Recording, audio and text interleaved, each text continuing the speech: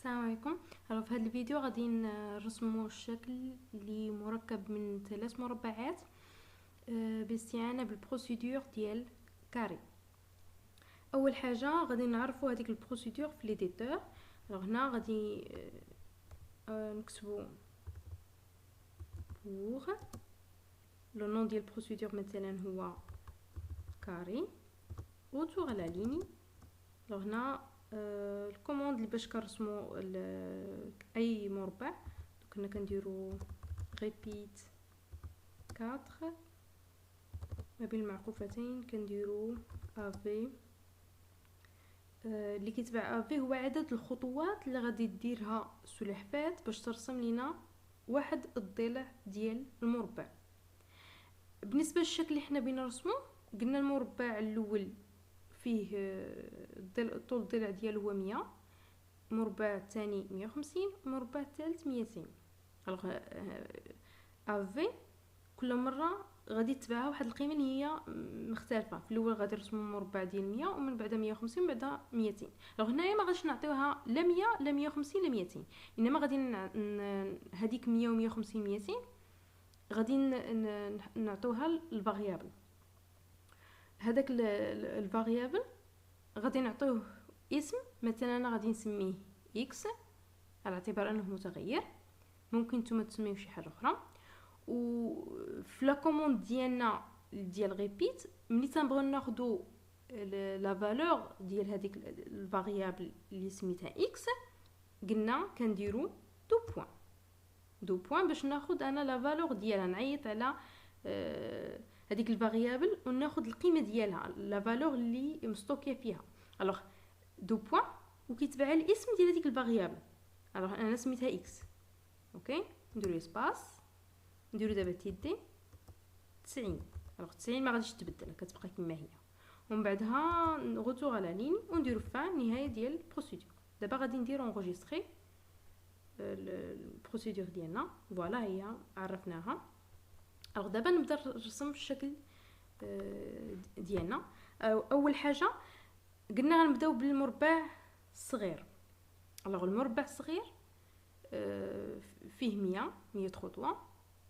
دونك اول حاجه غادي نديرها، غادي نعطي قيمه هذيك الفاريابل اللي سميتها اكس، وغادي نعطيها القيمه ديال 100 خطوه. باش نعطيوها هاد القيمه ديال 100 خطوه كنستعينوا بلا بريميتيف ديال دون. دونك هنا كنديروا لافيكتاسيون لهذيك الفاريابل اللي سميناها اكس، كنعطيها واحد القيمه دون، كندير هنا كومي وكنعطيها السميه ديالها اللي هي اكس اسباس، وكنعطي دابا لا فالور قلنا مثلا هي 100 اونطري. فوالا دوك الفاريابل اللي سميتها اكس دابا راه فيها القيمه ديال 100. دابا نقدر نعيط على البروسيدور اللي عرفنا قبيله باش نرسمو مربع طول الضلع ديالو هو 100 خطوه. فوالا ها هو رسمناه. دابا باش نرسمو المربع الثاني خاصنا نبدلو القيمه ديال الفاريابل اكس. حاليا فيه 100، حنا المربع اللي بنرسمو دابا خاصو يكون فيه 150. باش نبدلو هذيك القيمه ديال اكس ما تبقاش فيها 100 تولي فيها 150، كنعاودو نعطوها قيمه جديده.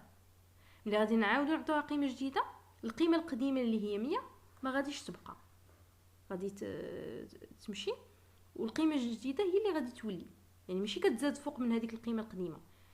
غادي نعطوها قيمه جديده بنفس الكيفيه اللي درنا في المره الاولى. دونك كنديروا دون، كنعطيها قيمه جديده اسباس غومي اكس اللي هي سميت الفاريابل، ممكن تكون شي حاجه اخرى غير ملي نديروا واحد الفاريابل نفس الاسم اللي عطيتيه في البروسيدور هو اللي كتخدم به من بعد مادام انه نفس الفاريابل. فوالا دونك الاسباس دابا نعطوها القيمه الجديده اللي هي 150. دونك القيمه القديمه ديال 100 ما غاديش تبقى، دابا غادي تاخذ قيمه جديده اللي هي 150. فوالا دابا نرسم الكاري الثاني اللي طول الضلع ديالو 150 خطوه.